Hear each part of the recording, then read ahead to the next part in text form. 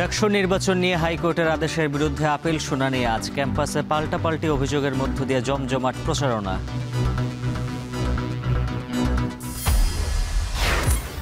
রাজনীতির মাঠে দলগুলোর অনেকের প্রভাব, নির্বিঘ্নে জাতীয় নির্বাচন নিয়ে শঙ্কা। সবাইকে ছাড় দিয়ে ঐক্যে পৌঁছানোর তাগিদ বিশ্লেষকদের। লাখ টাকা ছাড়িয়েছে ঢাকা চট্টগ্রাম থেকে দুবাইগামী এয়ার টিকিটের দাম। মধ্যপ্রাচ্য রুটে দাম বাড়তে থাকায় বিপাকে প্রবাসীরা। সিরিজের শেষ টি-20তে আজ মুখোমুখি হবে বাংলাদেশ নেদারল্যান্ডস। ডাচদের হোয়াইট ওয়াশ করতে চায় টাইগাররা।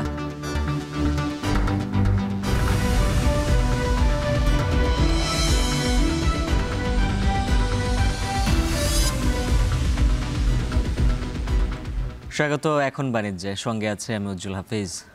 ডাকসু নির্বাচন স্থগিত করে হাইকোর্টের দেয়া আদেশের বিরুদ্ধে করা আপিলের শুনানি হবে আজ। আপিল বিভাগের পূর্ণাঙ্গ বেঞ্চে শুনানি হবে। এ বিষয়ে বিস্তারিত জানাতে হাইকোর্ট থেকে যুক্ত হচ্ছেন জাহিদ হাসান। জাহিদ, জানাবেন শুনানি কখন নাগাদ শুরু হবে আর হাইকোর্টের আদেশ বহাল থাকবে কিনা, কি মনে হয়? 40,000 শিক্ষার্থীর ভোটের ডাকসু নির্বাচন হাইকোর্টের আদেশের ফলে স্থগিত হয়ে যায় গত সোমবার। এরপরে ঢাকা বিশ্ববিদ্যালয়ের পক্ষের আইনজীবী শিশির মনির তিনি এটি চেম্বার আদালতে আবেদন করেন। চেম্বার আদালত এই আদেশটি সেই দিনেই 1 ঘন্টার ব্যবধানে স্থগিত করে এটি গতকালকে প্রধান বিচারপতির নেতৃত্বে আপিল বিভাগের যে পূর্ণাঙ্গ বেঞ্চ, 7 বিচারপতির যে পূর্ণাঙ্গ বেঞ্চ, দেশের সর্বোচ্চ আদালত, সেখানে এটি পাঠিয়েছেন এবং আজকে একটি শুনানির জন্য কার্যতালিকায় দিনের যে কার্যতালিকা সেখানে শীর্ষে রয়েছে, 1 নম্বরে রয়েছে এবং একজন জ্যেষ্ঠ আইনজীবীর মৃত্যুবরণের কারণে সকালে তার জানাজা রয়েছে। এ কারণে আপিল বিভাগ এবং হাইকোর্ট বিভাগ উভয় বিভাগেই আজকের কার্যক্রম শুরু করবে সকাল 11টার পরে। এ কারণেই আপিল বিভাগ 11টার দিকে বসবে এবং 11টার দিকে যখন এই বিচারিক কাজ শুরু করবে আপিল বিভাগ প্রধান বিচারপতির নেতৃত্বে যে 7 বিচারপতির আপিল বেঞ্চ, সেখানে এটি শুরুতেই শুনানি হবে এবং শুনানি শেষে জানা যাবে যে হাইকোর্টের দেয়া যে স্থগিত আদেশ সেটি থাকবে নাকি নতুন করে কোনো আদেশ আসবে, নাকি চেম্বার আদালত যে হাইকোর্টের আদেশটি স্থগিত করে দিয়েছে সেটি বহাল থাকবে। এটির জন্য আমাদের অপেক্ষা করতে হবে আপিল বিভাগের শুনানি এবং আদেশ পর্যন্ত। 7 বিচারপতির যে বেঞ্চ প্রধান বিচারপতির নেতৃত্বে দেশের সর্বোচ্চ আদালত, এখানেই সিদ্ধান্ত হবে ডাকসুর নির্বাচন 9 সেপ্টেম্বর হবে কি হবে না। এই বিষয়ের জন্য আমরা অপেক্ষা করছি।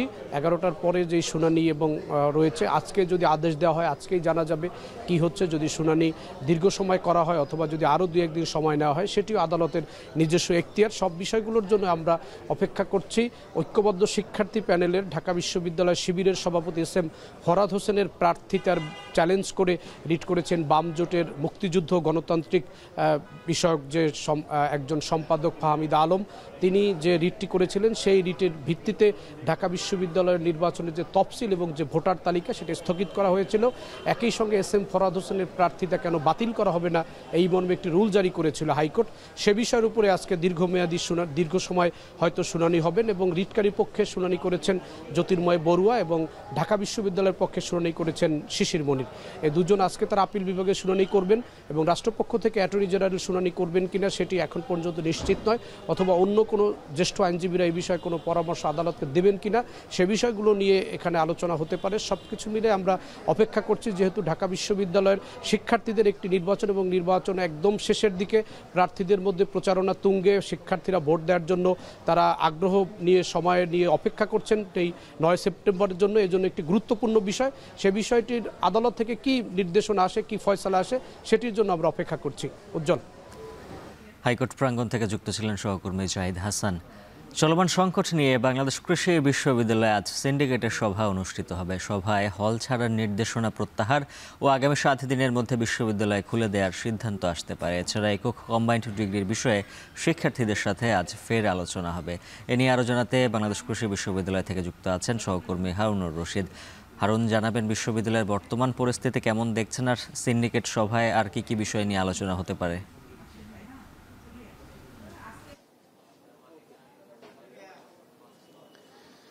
উজ্জ্বল, চলমান যে সংকট চলছে কয়েকদিন যাবৎ বাংলাদেশ কৃষি বিশ্ববিদ্যালয়ে, বিশেষ করে অ্যানিম্যাল হাজবেন্ডারি এবং ভেটেরিনারি ডিপার্টমেন্টের যে কম্বাইন্ড ডিগ্রি শিক্ষার্থীদের যে চাওয়া, এটি নিয়ে বেশ 1 মাসের বেশি সময় ধরেও কিন্তু আন্দোলন করছেন শিক্ষার্থীরা এবং এটির একটি সমাধানে পৌঁছার জন্য গত 2 দিন আগে একাডেমিক কাউন্সিলের একটি সভা অনুষ্ঠিত হয় এবং এই সভাকে, এই দাবি আদায়কে কেন্দ্র করে শিক্ষকদেরকে অবরুদ্ধ করে রাখা হয় প্রায় 7 ঘন্টা এবং এরপরে কিন্তু একটি বিশৃঙ্খলা হয় এবং বহিরাগতদের হামলার অভিযোগ করা হয় এবং সেই হামলার পরে কিন্তু শিক্ষকরা সেখান থেকে উদ্ধার হয়।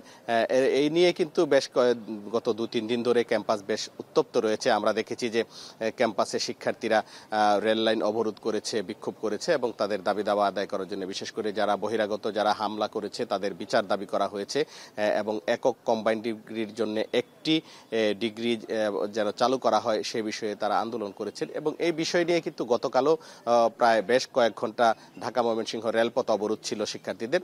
এর প্রেক্ষিতে গত রাতে কিন্তু প্রশাসনের সাথে শিক্ষার্থীদের একটি বৈঠক হয় এবং এই বৈঠকটি গভীর রাত পর্যন্ত চলে এবং বৈঠকে বেশ কিছু সিদ্ধান্ত আসে। এর প্রেক্ষিতে যেটি বলা হচ্ছে যে আজকে সিন্ডিকেটের, বিশ্ববিদ্যালয়ের সিন্ডিকেটের একটি সভা অনুষ্ঠিত হওয়ার কথা রয়েছে। আমরা যতটুকু জেনেছি যে আজকে দুপুরের মধ্যে এই সভাটি শুরু হতে পারে এবং এছাড়া শিক্ষার্থীদের আরো কিছু দাবি ছিল, যেখানে মৌখিকভাবে কিছু সিদ্ধান্ত এসেছে যে শিক্ষার্থীদের হল ত্যাগের যে নির্দেশনা দেওয়া হয়েছিল সেটি প্রত্যাহার করা হবে এবং আজকের যে সিন্ডিকেটের সভা রয়েছে সেই সভা থেকে এবং আগামী 1 সপ্তাহের মধ্যে বিশ্ববিদ্যালয়ের ক্লাস পরীক্ষা চালু হবে, এই বিষয়ে একটি সিদ্ধান্ত হয়েছে এবং এই সিদ্ধান্তগুলো আজকে যে সিন্ডিকেট সভা আছে সেই সভা থেকে লিখিত আকারে আসবে এবং শিক্ষার্থীরা যেটি বলেছেন তাদের আরো কিছু দাবি রয়েছে, যেমন শিক্ষার্থীদের অবরুদ্ধ করে রাখার বিষয়ে যেন পরবর্তী শিক্ষার্থীদের উপর কোনো ধরনের একাডেমিক শাস্তি আরোপ না করা হয় সে বিষয়ে লিখিত নিশ্চয়তা দিতে হবে।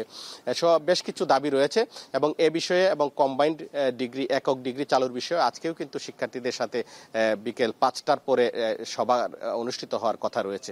তো সব মিলিয়ে কিন্তু আজকে শিক্ষার্থীরা কিন্তু আজকের যে আন্দোলন কর্মসূচি সেটি স্থগিত করেছেন। পরিবেশ এখন শান্ত রয়েছে। পরবর্তীতে সিন্ডিকেট যে সভা অনুষ্ঠিত হবে সেই সভার পরেই কিন্তু বিস্তারিত জানা যাবে যে আসলে পরিস্থিতি কোন দিকে যাচ্ছে। তো এই ছিল আমার কাছে বাংলাদেশ কৃষি বিশ্ববিদ্যালয় থেকে সর্বশেষ।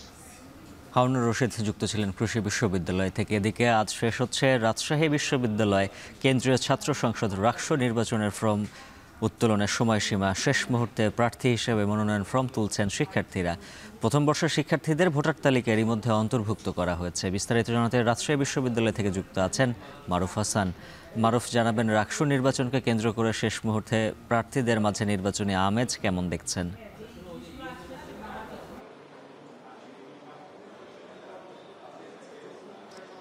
উজ্জ্বল, শিক্ষার্থীদের প্রাণের যে দাবি ছিল রাজশাহী বিশ্ববিদ্যালয় কেন্দ্রীয় ছাত্র সংসদ রাকসু নির্বাচন, সকল বাধা কাটিয়ে সেই রাকসুর নির্বাচন সামনে হয়তো হচ্ছে 25 সেপ্টেম্বর।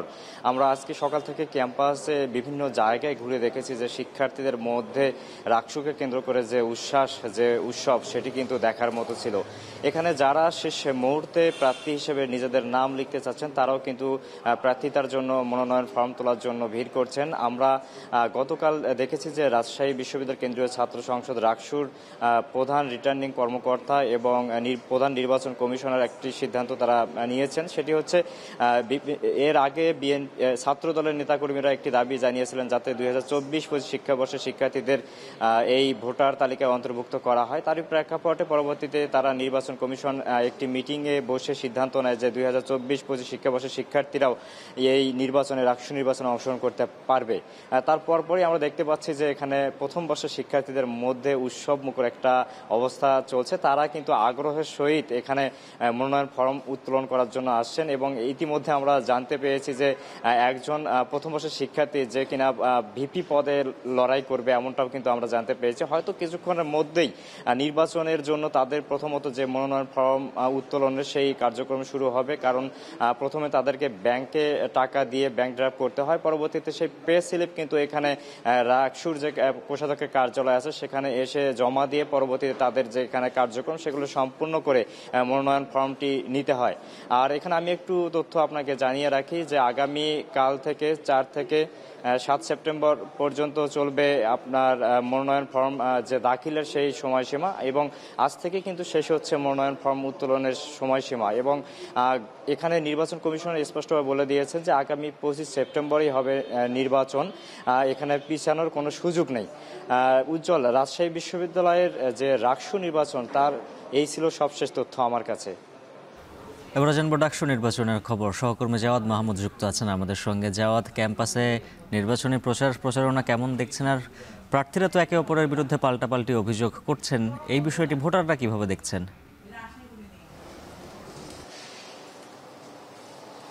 উজ্জ্বল, প্রচার প্রচারণা চলছে, কিন্তু তার মধ্যে কিন্তু সবচেয়ে বড় শঙ্কা ডাকসু নির্বাচন স্থগিত নিয়ে যে আজকে হাইকোর্টের পূর্ণাঙ্গ বেঞ্চের যে আপিল শুনানি আছে সেটি নিয়ে শিক্ষার্থীদের মধ্যে এক ধরনের উৎকণ্ঠা আছে। ও 9 তারিখ ভোট হওয়ার কথা রয়েছে, শিক্ষার্থীরা তাদের পূর্ণ প্রস্তুতি নিয়েছেন। শিক্ষার্থীরা নয়, যারা প্রার্থী রয়েছেন বা ভোটার রয়েছেন, আমি যাদেরকে বোঝাতে চেয়েছি, তারা কিন্তু তাদের এক ধরনের মানসিক প্রস্তুতি, এবং যারা প্রার্থী তারা তাদের সব ধরনের প্রস্তুতি কিন্তু ইতিমধ্যেই সম্পন্ন করেছেন। কিন্তু এর মধ্যে আমরা দেখেছি যে প্রথমে এই ডাকসু স্থগিত করা হয়েছিল, এরপর সেটি চেম্বার আদালত আবার সেই আদেশ স্থগিত করে, এরপর আবার এই যে আজকে যেহেতু পূর্ণাঙ্গ বেঞ্চের মাধ্যমে এটি একটি সমাধান হবে, সেটি নিয়ে শিক্ষার্থীদের মধ্যে উৎকণ্ঠা আছে। তারা বলছেন যে যেহেতু এই মুহূর্তে ডাকসু বন্ধ হয়ে যায় তাহলে ক্যাম্পাসে এক ধরনের অস্থিতিশীল পরিবেশ তৈরি হবে, এই অস্থিতিশীলতা শুধু ঢাকা বিশ্ববিদ্যালয়ে নয়, এটি বাংলাদেশের অন্যান্য পাবলিক বিশ্ববিদ্যালয়গুলো ছড়িয়ে পড়বে বা অন্যান্য শিক্ষা প্রতিষ্ঠানগুলোতে ছড়িয়ে পড়বে। এই আশঙ্কা এখানে যারা শিক্ষার্থী রয়েছে তারা বলছেন, এবং তারা বলছেন 5 আগস্টের পরে কিন্তু একটি গণতান্ত্রিক যে পরিবেশ এই বিশ্ববিদ্যালয় ক্যাম্পাসে সেটি বিরাজ করছে। সবগুলো রাজনৈতিক দল মত তারা তাদের যে স্বাভাবিক কার্যক্রম সেটি পরিচালনা করছে। এর মধ্যে যদি ডাকসুটা বন্ধ হয়ে যায় তাহলে আবার সেই ক্যাম্পাস অস্থিতিশীল হয়ে উঠবে, সেই শঙ্কা তারা করছেন। আরেকটি বিষয় আপনি যেটি জানতে চেয়েছেন যে প্রার্থীরা একে অপরের বিরুদ্ধে অভিযোগ করছে, বিশেষ করে সামাজিক পরিসরে সাইবার বুলিং নিয়ে, সেটি নিয়ে সাধারণ শিক্ষার্থীরা তাদের একটি সচেতন অংশ আমরা দেখেছি। তারা আসলে তারা নিজেরাই ফ্যাক্টস ফাইন্ডিং করছেন, যারাই অভিযোগ করছেন কিনা এক প্রার্থী আরেক প্রার্থীর বিরুদ্ধে অভিযোগ করলেও যারা সাধারণ শিক্ষার্থী রয়েছেন বা ভোটার রয়েছেন তারা নিজেরাই ফ্যাক্টস ফাইন্ডিং করেছেন, আসলে কাদের অভিযোগের সত্যতা কতটুকু সেটি নিয়ে তারা সিদ্ধান্ত নিয়েছেন বা নিচ্ছেন, এমনটাই বলছেন। এবং এই যে অভিযোগ, পাল্টা অভিযোগ, সেটি নিয়েও কিন্তু ভোটের মাঠে এক ধরনের প্রভাব পড়বে, কারণ শিক্ষার্থীরা এটি বলছেন যে কেউ যদি মিথ্যা অভিযোগ করে বা কারো যদি অভিযোগের সত্যতা থাকে সেটি তারা বিবেচনায় নিচ্ছেন, এবং কেউ যদি মিথ্যা অভিযোগ করে সেটিও তাদেরকে, এই যে তারা মিথ্যা অভিযোগ করছে কারো কারো বিরুদ্ধে, সেটি নিয়েও তারা আসলে ভাবছেন। শিক্ষার্থীদের মধ্যে এই ধরনের প্রতিক্রিয়া আমরা লক্ষ্য করতে দেখছি। কিন্তু আজকে সবচেয়ে যে বিষয়টি আমরা লক্ষ্য করেছি যে যেহেতু বেলা 11টার সময় এই শুনানিটি হওয়ার কথা রয়েছে, ডাকসুর যে ভাগ্য সেটি নির্ধারণ হবে, সেটি নিয়ে শিক্ষার্থীদের মধ্যে সবচেয়ে বড় শঙ্কার জায়গা এখন পর্যন্ত আমরা দেখতে পাচ্ছি। ঢাকা বিশ্ববিদ্যালয় থেকে এই ছিল ডাকসুর সবশেষ। জাওয়াদ মাহমুদ জানাচ্ছিলেন ডাকসু নির্বাচনের সবশেষ খবর। স্থানীয়দের সাথে সংঘর্ষের জেরে 2 দিন বন্ধ থাকার পর সকাল থেকে চট্টগ্রাম বিশ্ববিদ্যালয়ে ক্লাস শুরু হয়েছে, তবে শিক্ষার্থীর উপস্থিতি কম। ক্যাম্পাসের সবশেষ পরিস্থিতি জানাতে যুক্ত আছেন সহকর্মী শোয়েব রহমান। শোয়েব, জানাবেন ক্যাম্পাসের পরিস্থিতি বর্তমানে কেমন দেখছেন, আর আইন শৃঙ্খলা বাহিনীর তৎপরতা রয়েছে কিনা? উজ্জ্বল, ক্যাম্পাসে আজ সকাল থেকে আমরা অবস্থান করছি এবং আমরা দেখেছি যে সকাল 9টা থেকেই মূলত বেশিরভাগ বিভাগের ক্লাস এবং শ্রেণী কার্যক্রম শুরু হয়। কিন্তু আমরা দেখেছি সকালে যে 2টি ট্রেন আসে সকাল 9টার আগে, সেই 2টি ট্রেনে শিক্ষার্থীর সংখ্যা ছিল একেবারেই হাতে গোনা। কিন্তু অন্যান্য স্বাভাবিক সময়ে কিন্তু এই 2টি ট্রেনে আসলে শিক্ষার্থীদের চাপে তিল ধারণের ঠাঁই থাকে না। তো সেই জায়গা থেকে শিক্ষার্থীদের উপস্থিতি কম, এবং ক্লাসরুমগুলোতেও আমরা দেখেছি যে বেশিরভাগ ক্লাসরুমই হয় তালাবদ্ধ কিংবা একেবারেই ফাঁকা পড়ে রয়েছে, তেমন কোনো শিক্ষার্থী নেই। এবং শিক্ষার্থী না থাকার কারণে কিন্তু বেশিরভাগ বিভাগে ক্লাস হচ্ছে না। কোনো বিভাগে পরীক্ষা কার্যক্রম রয়েছে, যে কারণে সেই সকল বিভাগে কিন্তু শিক্ষার্থীদের উপস্থিতি স্বাভাবিকভাবেই, পরীক্ষা যেহেতু বন্ধ রয়েছে বৃহস্পতিবার পর্যন্ত, যে কারণে কিন্তু সেই জায়গাগুলোতে শিক্ষার্থীদের উপস্থিতি নেই। কিন্তু যেগুলোতে ক্লাস হওয়ার কথা ছিল সেখানেও খুব একটা আমরা অবস্থান দেখছি না শিক্ষার্থীদের সাথে কথা বলছি, তারা বলছেন যে রোববার সংঘর্ষের পরে কিন্তু তাদের মধ্যে এক ধরনের আতঙ্ক বিরাজ করছে, এবং সেই আতঙ্কের কারণে কিন্তু তারা অনেকেই সেদিনই গ্রামের বাড়ি চলে গিয়েছেন।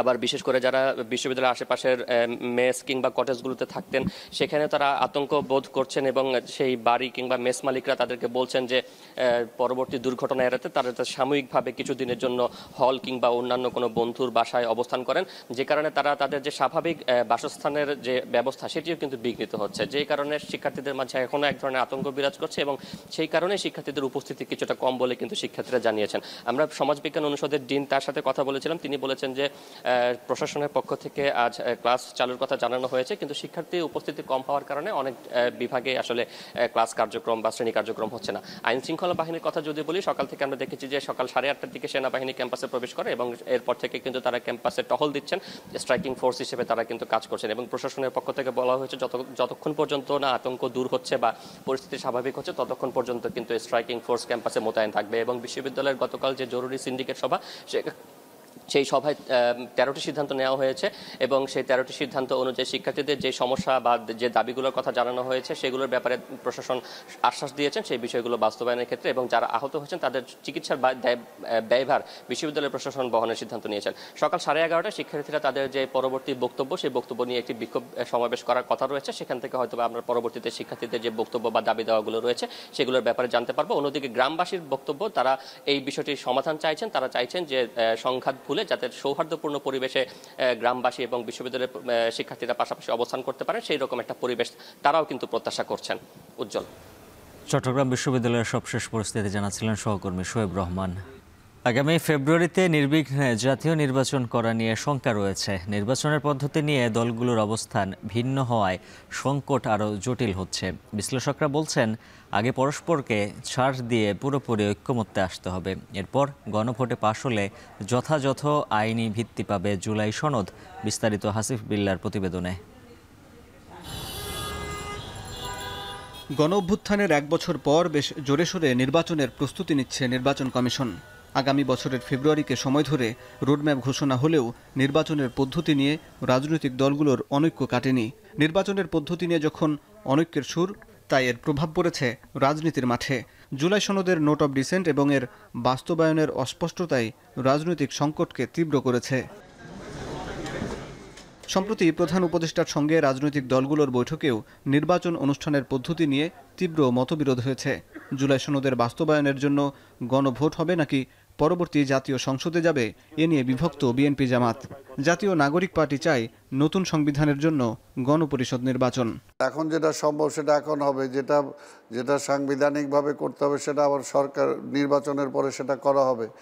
মানে কোনো কিছুই তো পার্মানেন্ট না। এটা নির্বাচিত সরকার আসলে আমরা বিশ্বাস করি এই সমস্ত প্রবলেমগুলো কমে আসবে। পরের সরকার যে হবে সে এটা মানতে বাধ্য হবে কিসের ভিত্তিতে? সে যদি বলে যে না এগুলো অনেকে তো নোট অফ ডিসেন্ট দিয়ে রাখছে, বলে আমরা তো আগেই নোট অফ ডিসেন্ট দিয়ে রাখছি। কথার কথা যদি কোনো পার্টিকুলার পার্টি যায়, এটা মানবে যে তার গ্যারান্টিটা কোথায়? অতীতে তো তার কোনো রেফারেন্স নাই যে মানছে। এখন জুলাই সনদ যেটা দিবেন সেই সনদের মধ্যে যেগুলো আমরা ঐক্যমত পোষণ করব সবাই মিলে, সেগুলো এখনই বাস্তবায়ন করতে হবে। এই মুহূর্তে গণপরিষদ নির্বাচনের বাস্তবতা নেই বলে মনে করে বিএনপি। অন্যদিকে অনেক রাজনৈতিক দলের দাবি একই সাথে সংসদ ও সংবিধান সংস্কার পরিষদের নির্বাচন হতে পারে। আপনি যদি 1 বছর আগে থেকে গণপরিষদ নিয়ে সব পলিটিক্যাল পার্টি একমত হতো তাহলে এটা সহজ হতো। বর্তমান যে প্রেক্ষাপট, আপনি গণপরিষদটা নিয়ে বাস্তবায়ন করা খুব কঠিন হবে, কারণ গণপরিষদ হতে গেলে যে ফ্রেমওয়ার্কটা তৈরি করতে হবে, এতে বর্তমান সংবিধানটা টেকনিক্যালি এটাকে সাসপেন্ড করে ফেলতে হবে। নতুন কিছু রচনা করতে গেলে পুরনো জিনিসটা রাখতে পারবেন না। পুরনো জিনিসটা না রাখলে এখনকার যে কাঠামোগত রাষ্ট্রের ব্যবস্থাটা, পুরো ব্যবস্থাটাতে একদম ধূলিসাৎ হয়ে যাবে। সুপ্রিম কোর্ট তো অলরেডি একটা এই সরকারকে ম্যান্ডেট দিয়েছে যেন তারা এই নির্বাহী কার্যক্রম চালিয়ে নিয়ে যায়। যেহেতু এখন দেশে প্রধানমন্ত্রী নাই, সরকার নাই, সংসদ নাই, যেহেতু 6 মাসের মাথায় এই সরকারটা নাই, সংসদটা নাই, তাহলে বাকি 4.5 বছর এই সরকারটা চালাবে। তাহলে এই সরকারের তো মেয়াদ আছে 29 ফেব্রুয়ারি পর্যন্ত। তাহলে আমি আগামী ফেব্রুয়ারিতে কীভাবে নির্বাচন চাই? আমার তো নির্বাচন চাওয়ার এখতিয়ার নাই। নির্বাচন শুধুমাত্র চাইতে পারবো যদি নির্বাচনটা গণ অভ্যুত্থানের ম্যান্ডেটকে আমরা মেনে নেই। আমরা বলি যে এটাই হচ্ছে সবচেয়ে বড় ম্যান্ডেট। 72-এর সংবিধান ভেঙে চুরে খান হয়ে গেছে। জুলাই সনদের খসড়া অনুযায়ী ক্ষমতা কাঠামোর সঙ্গে জড়িত 11টি গুরুত্বপূর্ণ বিষয়ে রাজনৈতিক দলগুলোর এখনও ঐকমত্য হয়নি। বিশ্লেষকরা বলছেন আগে পরস্পরকে ছাড় দিয়ে পুরোপুরি ঐকমত্যে আসতে হবে, এরপর গণভোটে পাশ হলে যথাযথ আইনি ভিত্তি পাবে জুলাই সনদ। আপনি কোন জুলাই চার্টারটাকে গণভোটে দিবেন, with dissent or without dissent. এটার সাথে যদি অন্যান্য দলগুলো যুক্ত হয়, গণভোটটা যদি রিজেক্ট হয়ে যায়, তাহলে আমরা কোন জায়গাটায় যাচ্ছি? আপনাকে আবার জুলাই চার্টারে ফেরত যেতে হবে। জুলাই চার্টারে ফেরত যে ওই যে 9টাতে বড় ধরনের পার্থক্য আছে, সেই 9টার ব্যাপারে আপনাকে কোনো একটা সিদ্ধান্ত নিয়ে আসতে হবে। ওইখানে রাজনৈতিক দলগুলোকে আবার নেগোসিয়েশনে বসতে হবে, প্রত্যেকটা রাজনৈতিক দলকে কিছু না কিছু ছাড় দিতে হবে। গণ অভ্যুত্থানের শক্তিগুলোর পারস্পরিক আস্থার সংকট রাজনীতিতে অনিশ্চয়তা তৈরি করছে। বিশ্লেষকরা মনে করছেন এই সুযোগে গণ অভ্যুত্থানের পরাজিত শক্তি বিভাজন তৈরির চেষ্টা করছে। এই যখন অনিশ্চয়তা থাকবে, তখন কিন্তু আপনার পক্ষে যে কোনো কিছু অতি দ্রুত ঘটিয়ে ফেলা সম্ভব, কারণ কেউই আসলে প্রস্তুত না। আপনি এই অনিশ্চয়তা এবং সংকট যেটা করবে, অনৈক্য বাড়াবে। সো আমার কাছে মনে হয় সংকটের সমাধানের সূত্র লুকিয়ে আছে জুলাই সনদে। প্রক্রিয়ার কোয়েশ্চেনটা ইম্পর্ট্যান্ট, কিন্তু আপনি যদি এই জায়গায় একটু ট্রাস্ট বিল্ড করতে পারেন, তাহলে দেখবেন হচ্ছে কি বাকি জায়গাগুলো অনেক ক্ষেত্রেই সহজ হয়ে যাবে। জুলাই সনদের খসড়া প্রকাশের পর 2 সপ্তাহ পার হয়েছে, তবে রাজনৈতিক দলগুলোর সঙ্গে এখনও বৈঠক শুরু হয়নি। বিশ্লেষকরা বলছেন জুলাই সনদ নিয়ে দ্রুত সমাধানে আসতে হবে, অন্যথায় রাজনৈতিক অনৈক্য বাড়তে থাকলে অস্থিতিশীলতা আরও তীব্র হতে পারে। হাসিব বিল্লাহ, এখন, ঢাকা। ক্রমাগত বেড়ে চলেছে মধ্যপ্রাচ্য থেকে বাংলাদেশ রুটে চলাচল করা উড়োজাহাজের টিকিট মূল্য। লাখ টাকা ছাড়িয়ে গেছে ঢাকা ও চট্টগ্রাম থেকে দুবাইগামী টিকিটের দাম। এতে হতাশা প্রকাশ করেছেন প্রবাসীরা। আবার সিঙ্গেল টিকিটে দেশে ছুটিতে আসা প্রবাসীরাও পড়েছেন বিড়ম্বনায়। এই অবস্থায় টিকিটের মূল্য হ্রাসে সরকারের হস্তক্ষেপ চান তারা। বিস্তারিত কামরুল হাসান জনির প্রতিবেদনে। আরব আমিরাতের 3টি আন্তর্জাতিক বিমানবন্দর আবুধাবি, দুবাই ও শারজার সঙ্গে আকাশপথে সরাসরি যোগাযোগ ঢাকা, চট্টগ্রাম ও সিলেট বিমানবন্দরের। একসময় এই 3টি গন্তব্যের জন্য ইকোনমি ক্লাসের টিকিট নিতে ব্যয় হতো 20 থেকে 35 হাজার টাকা, কিন্তু এই দামে এখন টিকিট পাওয়া যেন সোনার হরিণ পাওয়ার মতো। বিশেষ করে ঢাকা ও চট্টগ্রাম থেকে আমিরাতমুখী উড়োজাহাজের আকাশচুম্বী দামের কারণে এখন দিশেহারা প্রবাসীরা। সর্বশেষ অনলাইনে যাচাই করে দেখা গেছে বুধবারের জন্য দুবাই থেকে ঢাকা ও চট্টগ্রামমুখী টিকিট পাওয়া যাচ্ছে 21 থেকে 23 হাজার টাকায়, কিন্তু লাখ টাকা ছাড়িয়ে গেছে ঢাকা ও চট্টগ্রাম থেকে দুবাইগামী টিকিটের মূল্য। অথচ ঢাকা থেকে দুবাই আকাশপথের দূরত্ব মাত্র প্রায় 35,000 কিলোমিটার, কিন্তু এর চেয়ে বেশি দূরত্বের কোনো কোনো গন্তব্য ও পার্শ্ববর্তী দেশের টিকিট মূল্য তুলনামূলক অনেক কম। এখানে সবাই তো আসলে হাই প্রফেশনাল জব করে না, এখানে অনেক লেবার ক্যাটাগরির লোক আছে যারা এটা বহন করতে অনেক কষ্টসাধ্য হয়। তো বিষয়টা হচ্ছে এটা আসলে সবার নজর দেওয়া উচিত। এখান থেকে যদি এত ফেয়ার হয় তাহলে লোকজন দেশে যাবে কিভাবে? এবং আমি আমার বাংলাদেশি ভাই বোন যারা প্রবাসের মাটিতে আছে ওদের উদ্দেশ্য হয়ে বলতেছি, কারণ ওরা আমার কাছে যখন কল করি বলে ভাই আমার ভিসার মেয়াদ 2 দিন আছে, 1 দিন আসছে, আমি আসতে পারতেছি না, ভাই আমাদের টিকিটের রেটটা কি কমবে না? আসলে ওইগুলো দেখলে আমাদের কলিজা চলে। মধ্যপ্রাচ্যের দেশগুলোতে অধিকাংশ সাধারণ প্রবাসী 20 থেকে 30 হাজার টাকা বেতনে চাকরি করেন। স্বল্প বেতনের এই প্রবাসীদের চড়া মূল্যে এই টিকিট ক্রয় করা দুঃসাধ্য ব্যাপার। উচ্চ মূল্যের টিকিটের কারণে অনেকে দেশে গিয়েও পড়েছেন বিপাকে। তো এগুলো আইনগত ব্যবস্থা নেওয়া খুব দরকার এবং এই জিনিসটা সলিউশন করা দরকার, কারণ বাংলাদেশের যত মানুষ বিদেশে আছে লিমিটেড যোদ্ধা, ওরা তো দেশের জন্য কিছু না কিছু করতেছে। বর্তমান সরকারের কাছে অনুরোধ করব যেন এই টিকিটের প্রাইসটা কমানো যায় কিনা। অভিযোগ আছে সিন্ডিকেটের দখলে থাকায় এয়ার টিকিটের মূল্য ক্রমাগত বাড়ছে। চড়া মূল্যের টিকিটের কারণে ছুটি কিংবা উৎসবে দেশে ফিরতে না পারা প্রবাসীদের অসন্তোষ বাড়ছে। তাই এই খাতে সরকারি ও প্রশাসনিক হস্তক্ষেপ চান প্রবাসীরা। কামরুল হাসান জনি, এখন, সংযুক্ত আরব আমিরাত। যুগের ব্যবধানে বদলে যাচ্ছে নরসিংদীর ইলেকট্রনিক যন্ত্র মেরামতের চিত্র। একসময় মোড়ে মোড়ে রেডিও, ভিসিআর এবং টেলিভিশন মেরামতের দোকান থাকলেও আধুনিকায়নের দাপটে ব্যবসা গুটিয়ে নিয়েছেন প্রায় 80% ব্যবসায়ী। রাকিবুল ইসলামের প্রতিবেদনে বিস্তারিত।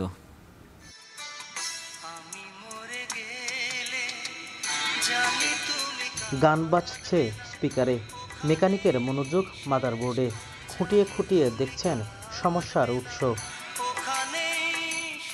মেকানিকের মনোযোগ আগের মতো থাকলেও নেই আগের দিনের জিনিসের কদর।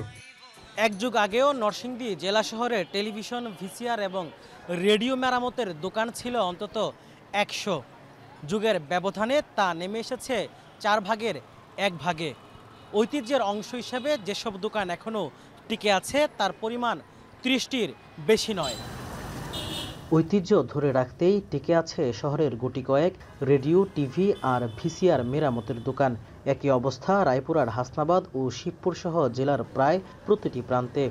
এক যুগ আগেও জেলার অন্তত 50,000 মানুষ যুক্ত ছিলেন এসব যন্ত্রাংশ মেরামতের কাজে। তবে ডিজিটালাইজেশন আর আধুনিকায়নের যুগে প্রায় 80% প্রতিষ্ঠান বন্ধ করে দিতে বাধ্য হয়েছেন ব্যবসায়ীরা।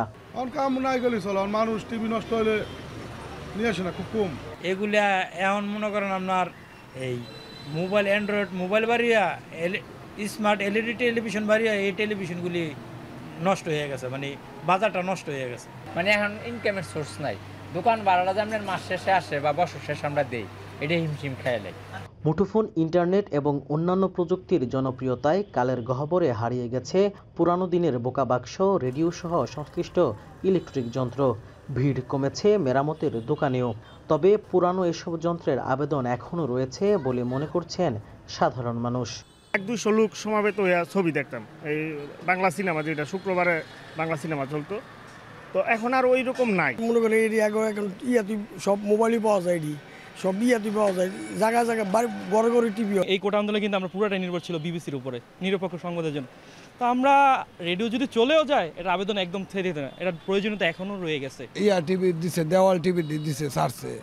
আগের যে টিভিটি আছিল এই টিভি এখন বাদ, এই রেডিও তো চলই না।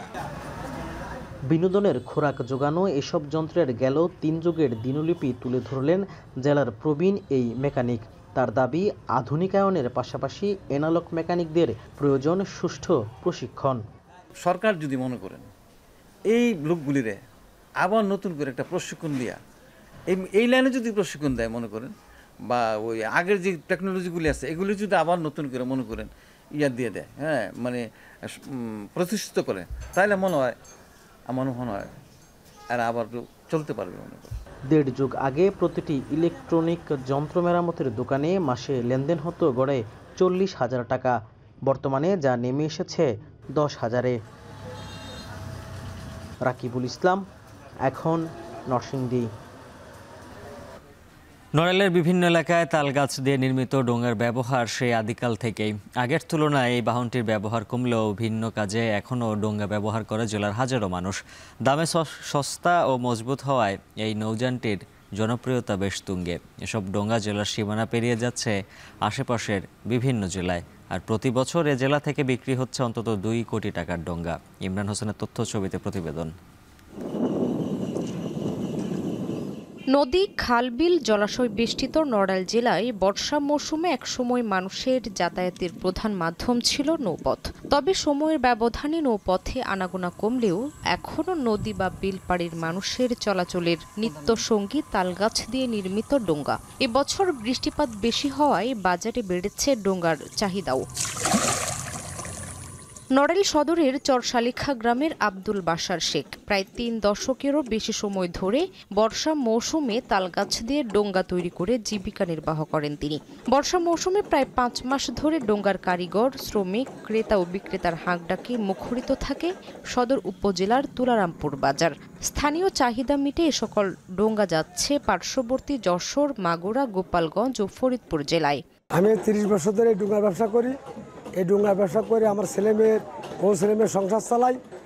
আর এই দেশে গেরের কারণে আগে ডোঙ্গা কম বেচতাম, এখন গেরের কারণে ডোঙ্গা চাহিদা বেশি এবং ডোঙ্গা বেশি বিক্রি হয়। একটা গাছ কিনি 1,000, 1,200, 2,000, 3,000, 5,000 টাকা বন্ধক কিনি একটা গাছ। সাইডে বিক্রি করেছি সীমিত লাভে। মনে করেন যে এতে কিষানের টাকা আছে, খালি কিষানের টাকাটাই থাকবে, আর বাদ বাকি মনে করেন যে টাকাতে গাছ কিনা সেই হিসেবে চালানটাই উঠানো দুষ্কার হয়ে যাচ্ছে।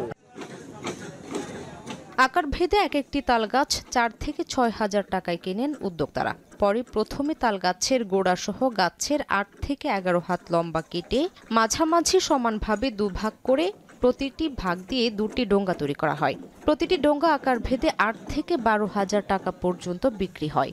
8 থেকে 10 বছর পর্যন্ত এক একটি ডোঙ্গা ভালোভাবে ব্যবহার করা যায় বলে জানান কারিগররা। একটা ডোঙ্গা 4,000, 3,500, 3,000 এরকম টাকায় ডোঙ্গা কিনি। আর ডোঙ্গাগুলো বিক্রি করি মেলে তো আমাদের এলাকায় কুমোরঘাটার বাজার, এই বাজারটা না কুমোরঘাটার বাজার, আমরা 5,000, 5,500 টাকা, 6,000 টাকা বিক্রি করি। এই বছর ডুঙার দাম খুব বাড়তি, অন্য বছর কিনি একটু কম থাকে বাজার, এদিকে বহু ডুঙা আসে, তা আজকে এই বছর দাম বেশি। বর্ষার কারণে ডুঙার দাম বেশি, ডুঙার চাহিদাও বেশি। এদিকে তালগাছ নির্বিচারে কেটে ডোঙ্গা তৈরি করায় কমছে তালগাছের সংখ্যা। এ অবস্থায় ডোঙ্গা তৈরির কারিগর ও শ্রমিকদের প্রশিক্ষণের মাধ্যমে অন্য উপকরণ দিয়ে ডোঙ্গা তৈরির দাবি উঠেছে। বিষয়টি নিয়ে ভাবছেন বিসিকের কর্মকর্তারাও। সবচেয়ে বড় দরকার সরকার আইন করে এই তালগাছ কাটা বন্ধ না করলে বজ্রপাতে আরও আমরা মারা যাব, আরও কৃষক মারা যাবে, দেশের আর অনেক ক্ষতি হবে। অতএব আমি মনে করি যে গভর্নমেন্টের খুব কঠোর আইন করে তালগাছ কাটা বন্ধ করা উচিত। এই পেশাটাকে যাতে করে অন্য পেশায় আধুনিকায়ন করা যায় সেজন্য তালগাছ থেকে যারা ডুঙ্গা তৈরি করে থাকে তাদেরকে আমরা আধুনিকায়ন করানোর জন্য অন্য পেশা নিয়োজিত করার জন্য চেষ্টা করে যাচ্ছি। জেলা থেকে প্রতি বছর অন্তত 3,000 ডোঙ্গা তৈরি করেন স্থানীয় কারিগর ও শ্রমিকরা, যার বাজার মূল্য অন্তত 2 কোটি টাকা। আর এই পেশার সাথে জড়িত অন্তত 5,000 মানুষ। এখন নড়াইল। সাতক্ষীরায় পান চাষ একটি ঐতিহ্যবাহী এবং লাভজনক পেশা। উর্বর মাটি ও অনুকূল জলবায়ুতে পান চাষে আর্থিক লাভবান হতেন চাষিরা। তবে সাম্প্রতিক সময়ে পানের দাম কমে যাওয়া এবং টানা বৃষ্টিতে ক্ষতিগ্রস্ত হয় পানের বরজ। মাত্র 2 বছরের ব্যবধানে জেলায় 27 হেক্টর জমিতে কমেছে পানের আবাদ। আহসান রাজীবের প্রতিবেদন, ক্যামেরায় ছিলেন মাসুদ রানা। এই সবুজ পানের সমারোহ একসময় ছিল সাতক্ষীরার অর্থনীতির অন্যতম চালিকা শক্তি, কিন্তু প্রকৃতির বিরূপ আচরণ আর বাজারের মন্দাভাবে সেই চিত্র এখন অনেকটাই মলিন। তবে সাম্প্রতিক টানা বৃষ্টিতে ক্ষতিগ্রস্ত হয় তালা উপজেলার বিভিন্ন এলাকার পান বরজ। বাজারেও অর্ধেকে নেমেছে দর। এতে পুঁজি হারানোর শঙ্কায় দিশেহারা চাষিরা। বৃষ্টির কারণে অনেক ক্ষতিগ্রস্ত হয়ে যেতে হয়। অধিক বৃষ্টি হলে ডুবে যায়, সব নষ্ট হয়ে যায় ফসল, আবার পচা লাগে। আবার দেখা যায় বৃষ্টির কম হলে ফসল কম হয়ে যায়, তখন আবার অনেক ফলন কম হয়ে যায়। পান চাষের অবস্থা খুবই খারাপ। তার কারণ আগে একটা পান বিক্রি হতো, 1 পণ পান বিক্রি হতো 100 থেকে 130-140, আর এখন সেই পানটা বিক্রি হচ্ছে 20 থেকে 30 টাকা। আগে যেরকমভাবে পান বিক্রি হতো, অনেক দামে পান বিক্রি হতো, তাতে করে চাষিরা লাভবান হতো। অনেক চাষি আগ্রহ করে পানের বরজগুলো আপনার করতো এবং তাতে দেখা যাচ্ছে তার সচ্ছলতার সংসার চলতো। শুধু দামের পতনই নয়, চাষিদের ঘাড়ে উৎপাদনের বাড়তি খরচের বোঝা। শ্রমিকের মজুরি, সার ও বরজ তৈরির উপকরণের দাম বাড়ায় পান চাষে ভাটা পড়েছে। গত 2 বছরে সাতক্ষীরায় পানের আবাদ কমেছে 27 হেক্টর জমিতে। যদি কোনো আগাবেগি না আসে, কোনো রোগে বা কোনো দুর্যোগ, প্রাকৃতিক দুর্যোগ যদি না হয়, তাহলে দেখা গেলো যে 25 বছর 20-25 বছর একটানা চালানো যায়। কৃষি কর্মকর্তা কিংবা কোনো সরকারি অনুদানের যে এরা কোনো আর্থিক সহযোগিতা পায় না। বারবার মনে করেন যে কোনোভাবে সহযোগিতা নিতে গেলে এনাদের বারবারই ফিরে আসা লাগে। পানের চাষ বাড়াতে কৃষি বিভাগের ক্লাইমেট স্মার্ট প্রকল্পের আওতায় সীমিত আকারে প্রশিক্ষণ দেয়ায় সংকট কিছুটা কাটবে বলে মনে করেন কর্মকর্তারা। কৃষি বিভাগ সবসময় তাদের পান যাতে নিরাপদ পান উৎপাদন করতে পারে এবং তারা যাতে বেশি দাম পায়, এই বিষয়ে আমাদের পরামর্শ দেওয়া হয়। এবং আমাদের একটা প্রকল্প ক্লাইমেট স্মার্ট প্রযুক্তির মাধ্যমে খুলনা কৃষি অঞ্চলের জলবায়ু পরিবর্তন অভিযোজন প্রকল্পের আওতায় এই পান বরজ ব্যবস্থাপনা বিষয়ে তাদেরকে প্রশিক্ষণ এবং তাদেরকে কিছু সহযোগিতা করা হয় যাতে তারা নিরাপদ পান উৎপাদন করতে পারে। পান চাষ বাড়াতে সরকারি সহায়তার পাশাপাশি দরকার আধুনিক প্রযুক্তির প্রশিক্ষণ। ক্ষতিগ্রস্ত চাষিদের আশঙ্কা, এখনই কার্যকর পদক্ষেপ নেওয়া না হলে জলবায়ু পরিবর্তনে হারিয়ে যাবে পান চাষের ঐতিহ্য। আহসান রাজীব, এখন সাতক্ষীরা। দেশের বাইরের খবর, চীনের বেইজিংয়ের তিয়ানআনমেন স্কয়ারে অনুষ্ঠিত হয়েছে বিজয় দিবস উপলক্ষে সবচেয়ে বড় সামরিক কুচকাওয়াজ, যেখানে অংশ নেন উত্তর কোরিয়ার প্রধান নেতা কিম জং উন, রুশ প্রেসিডেন্ট ভ্লাদিমির পুতিন সহ অন্যান্য দেশের সরকার ও রাষ্ট্রপ্রধানরা। প্রথমবারের মতো একসাথে এক মঞ্চে উপস্থিত হন বিশ্ব নেতারা। প্যারেড শুরুর আগে জাতির উদ্দেশ্যে ভাষণ দেন চীনের প্রেসিডেন্ট শি জিনপিং। এ সময় তিনি জাপানের আগ্রাসনের বিরুদ্ধে লড়াই করা যোদ্ধাদের স্মরণ করেন। ভাষণে চীনকে এক অপ্রতিরোধ জাতি হিসেবে আখ্যা দেন শি জিনপিং। এরপর 50,000-এরও বেশি সেনা চীনের সবচেয়ে বড় সামরিক কুচকাওয়াজ শুরু করে। 80তম বিজয় দিবস উপলক্ষে 80,000 পায়রা ও বেলুন উড়ানো হয় বেইজিংয়ের আকাশে। এদিকে চীনের বিজয় দিবসে অংশগ্রহণ করায় কিম জং উন ও ভ্লাদিমির পুতিনের বিরুদ্ধে ষড়যন্ত্র করার অভিযোগ করেছেন মার্কিন প্রেসিডেন্ট ডোনাল্ড ট্রাম্প। ট্রুথ সোশ্যালে এক পোস্টে যুক্তরাষ্ট্রের বিরুদ্ধে ষড়যন্ত্র করায় কিম ও পুতিনকে ব্যঙ্গ করেন ট্রাম্প।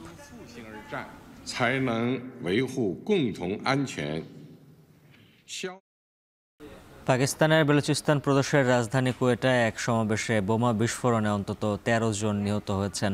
আহত হয়েছেন আরও অন্তত 29 জন। মঙ্গলবার রাতে জাতীয়তাবাদী নেতা ও সাবেক মুখ্যমন্ত্রী সর্দার আতাউল্লাহ মেঙ্গেলের মৃত্যুবার্ষিকী উপলক্ষে এ সমাবেশ অনুষ্ঠিত হয়। সমাবেশ শেষে লোকজন বের হওয়ার সময় পার্কিং এলাকায় ঘটে ভয়াবহ বিস্ফোরণ। নিহত নেতার ছেলে সর্দার আখতার মেঙ্গেল সমাবেশে উপস্থিত থাকলেও তিনি নিরাপদ আছেন বলে জানিয়েছে কর্তৃপক্ষ। প্রাথমিকভাবে এটিকে আত্মঘাতী হামলা হিসেবে মনে করছে আইন শৃঙ্খলা বাহিনী। এখনও হামলার দায় স্বীকার করেনি কেউ।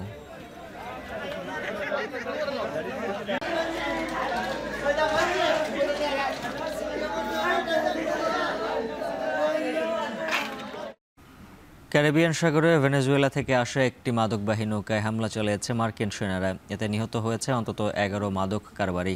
স্থানীয় সময় মঙ্গলবার ভোরে হামলা চালানো হয়। মার্কিন প্রেসিডেন্ট ডোনাল্ড ট্রাম্প সামাজিক যোগাযোগ মাধ্যমে জানায়, আন্তর্জাতিক সমুদ্রে সন্ত্রাসীরা অবৈধ মাদক বহন করে যুক্তরাষ্ট্রের দিকে আসার সময় এই হামলা চালানো হয়। মার্কিন পররাষ্ট্রমন্ত্রী মার্ক রুবিও জানান, হামলাটি দক্ষিণ ক্যারিবীয় অঞ্চলে চালানো হয়েছে, যদিও সুনির্দিষ্ট স্থান প্রকাশ করা হয়নি। তবে দীর্ঘদিন ধরেই ভেনেজুয়েলার প্রেসিডেন্ট নিকোলাস মাদুরোর বিরুদ্ধে প্রমাণ ছাড়াই আন্তর্জাতিক অপরাধী চক্র পরিচালনার অভিযোগ করে আসছেন ট্রাম্প।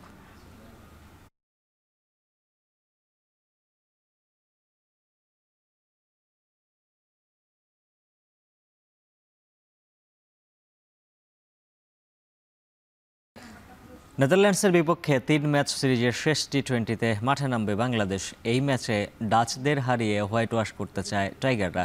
অন্যদিকে নেদারল্যান্ডস চায় অন্তত একটি ম্যাচ জয় নিয়ে দেশে ফিরতে। সিলেট আন্তর্জাতিক ক্রিকেট স্টেডিয়ামে ম্যাচটি শুরু হবে সন্ধ্যা 6টায়। রেজাউল করিমের প্রতিবেদনে বিস্তারিত। প্রথমে শ্রীলঙ্কার বিপক্ষে তাদের মাটিতে সিরিজ জয়, এরপর নিজেদের কন্ডিশনে পাকিস্তানের বিপক্ষে প্রথমবারের মতো টি-20 সিরিজ নিজেদের করে নেয়া। এবার এক ম্যাচ হাতে রেখে নেদারল্যান্ডসের বিপক্ষে সিরিজ জয় করে 3-3 লিটন দাসের দলের। ক্রিকেটের এই সংক্ষিপ্ত সংস্করণে যেন বদলে যাওয়া বাংলাদেশকে দেখছে সবাই। টাইগারদের সামনে এবার সুযোগ নেদারল্যান্ডসকে হোয়াইট ওয়াশ করার। নেদারল্যান্ডস তুলনামূলক দুর্বল প্রতিপক্ষ হওয়ায় প্রথম ম্যাচ দুটিতে আগে ব্যাট করার সিদ্ধান্ত না নেয়ায় মিশ্র প্রতিক্রিয়া রয়েছে নানান মহলে। বিসিবি সভাপতি অবশ্য তেমনটা দেখছেন না। আমরা ভালো ক্রিকেট খেলছি, আমরা এশিয়া কাপ এবং 2026-এ যে আমাদের বিশ্বকাপ হবে সেটার প্রস্তুতি ঠিক বলবো না, it's ongoing one of the international match খেললাম। তার যেটা আপনি বলছিলেন ব্যাটিং ফিল্ডিং, এটা সম্পূর্ণ নির্ভর করে টিম প্ল্যানের উপরে। এটা একটা আন্তর্জাতিক খেলা, এখানে কোনো এক্সপেরিমেন্ট কেউ করতে চায় না। আমরা জানি না টিম প্ল্যান, বাট বাইরে থেকে যেটা মনে হয় আমাদের কোনো ইনস্ট্রাকশন সেখানে থাকে না। আমরা চাই দল ভালো খেলুক, তাদের সর্বস্ব দেখ এবং তারা ক্রমবর্ধমানভাবে উন্নতি করুক। এশিয়া কাপের ড্রেস রিহার্সাল হওয়ায় আগের 2 ম্যাচেও একাদশে নানা পরীক্ষা নিরীক্ষা চালিয়েছে টাইগার টিম ম্যানেজমেন্ট। এরই মধ্যে সিরিজ জয় করে নেয় তৃতীয় ম্যাচেও একাদশে আসতে পারে পরিবর্তন। স্কোয়াডে থাকা সাইফুদ্দিন সোহানরাও পেতে পারেন সুযোগ। 2 ম্যাচ হেরে হোয়াইট ওয়াশের শঙ্কায় থাকা ডাচরা চাইবে শেষ ম্যাচে জয় দিয়ে বাংলাদেশ সফর শেষ করতে। রেজাউল করিম, এখন। সারা দেশের মতো ক্রিকেটেও বইছে নির্বাচনী হাওয়া, যার শুরুটা হবে কোয়াব নির্বাচনের মাধ্যমে। প্রথমবারের মতো ক্রিকেটারদের সংগঠন কোয়াবে হতে যাচ্ছে সভাপতি পদের নির্বাচন। আগামীকাল ভোটাররা বেছে নেবেন ক্রিকেটারদের সংগঠনের নতুন নেতৃত্ব। আরও জানাচ্ছেন জুবাইর আহমেদ। সংগঠনের পূর্ণ নাম cricketers welfare association of Bangladesh, সংক্ষেপে কোয়াব। নামে ক্রিকেটারদের সংগঠন হলেও এখন পর্যন্ত ক্রিকেটার ও কোয়াবের সম্পর্কটা সুখকর না, আছে বিক্ষোভের নজির। এমনকি গঠনতন্ত্র নিয়েও ধারণা নেই অনেক ক্রিকেটারের। গুলিস্তানের জাতীয় স্টেডিয়ামে যাদের হাত ধরে কোয়াবের শুরু, তাদের কাছেও এখন কোয়াবের কার্যক্রম অজানা। তবু বৃহস্পতিবার অনুষ্ঠেয় কোয়াবের নির্বাচন নিয়ে ক্রিকেটারদের মধ্যে প্রবল আগ্রহ। 2004 সালে প্রতিষ্ঠার পর এবারে প্রথম কোনো নির্বাচিত সভাপতি পাবেন দায়িত্ব। সবশেষ 14 বছরে প্রথমবার সভাপতি পদে আসবেন নতুন এক মুখ। নতুন নেতৃত্বের কাছে ক্রিকেটারদের চাওয়া সংগঠনটি হবে আরো বেশি ক্রিকেটার বান্ধব। প্লেয়ারদের যে জায়গাগুলোতে প্রবলেম থাকবে সেই জায়গাগুলো সর্ট আউট করার চেষ্টা করবে। যে জায়গাগুলোতে কাজ করলে প্লেয়াররা বেনিফিট হতে পারবে এবং প্লেয়ার ফ্যাসিলিটি এনশিওর করা, যে জায়গাগুলোতে ধরেন মানে যতটুকু কোয়াপ পারবে করতে সেই কাজগুলো যদি কোয়াপ ঠিকঠাক মতো করে, এটা আমার কাছে মনে হয় ফিউচার ক্রিকেটারদের জন্য অনেক ভালো হবে এবং এটা কোয়াবের করা উচিত এবং করবে আমি বিশ্বাস করি। শুরু থেকে কোয়াবের অংশ ছিলেন সাবেক অধিনায়ক খালেদ মাসুদ পাইলট। সামনের দিনগুলোতে কোয়াবকে সত্যিকার অর্থেই ক্রিকেটারদের কল্যাণে নিবেদিত সংগঠন হিসেবে দেখতে চান তিনি। পল্টনে গুলিস্তানে যে স্টেডিয়াম ছিল সেখানে কিন্তু আমরা কোয়াব নিয়ে কাজ করছিলাম। পরবর্তীতে কোয়াব যারা পরিচালনা করেছেন কোনো কারা মেম্বার, গঠনতন্ত্র কি কিছু জানা ছিল না, সব একটা মানে হজবরল, মানে কেউ জানতো না। এখানে শুধুমাত্র ক্রিকেট উন্নয়ন না, ক্রিকেটের উন্নয়নের সাথে অনেক পার্ট আছে।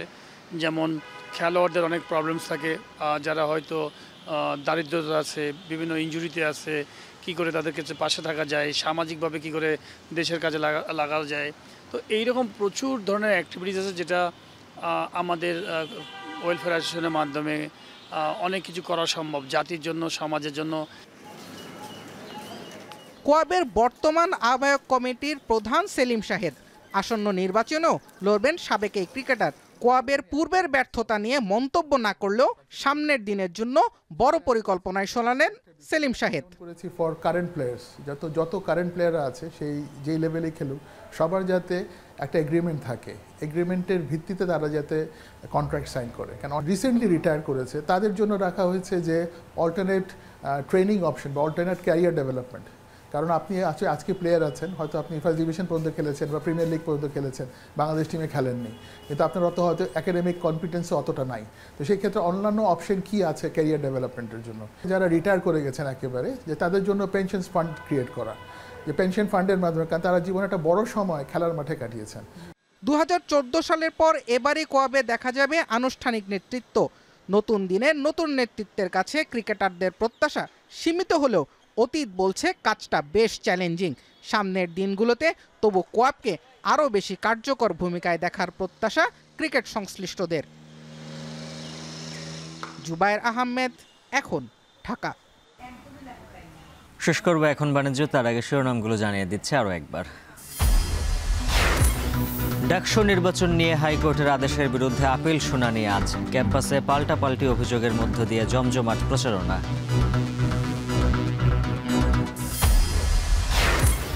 রাজনীতির মাঠে দলগুলোর অনৈক্যের প্রভাব, নির্বিঘ্নে জাতীয় নির্বাচন নিয়ে শঙ্কা, সবাইকে ছাড় দিয়ে ঐক্যে পৌঁছানোর তাগিদ বিশ্লেষকদের। লাখ টাকা ছাড়িয়েছে ঢাকা চট্টগ্রাম থেকে দুবাইগামী এয়ার টিকিট।